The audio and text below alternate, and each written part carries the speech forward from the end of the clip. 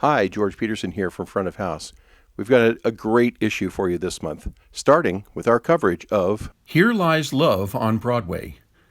David Byrne and Fatboy Slim created this revolutionary musical about the rise and fall of Imelda Marcos, which shatters the concept of traditional theater seating.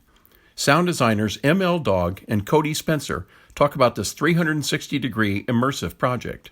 Photojournalist Steve Jennings catches up with the audio crew of Alt Rockers Garbage on their 2023 tour before they embark on the South American and Central American leg later this month. With audiences returning, the market for live theater and performing arts centers continues to expand. We check out some recent installation and audio upgrades.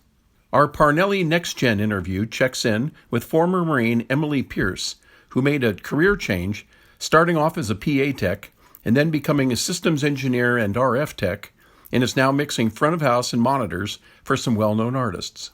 Our buyer's guide this month focuses on column speakers.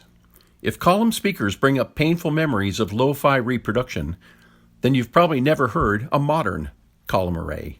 We present the latest offerings for portable and installation applications.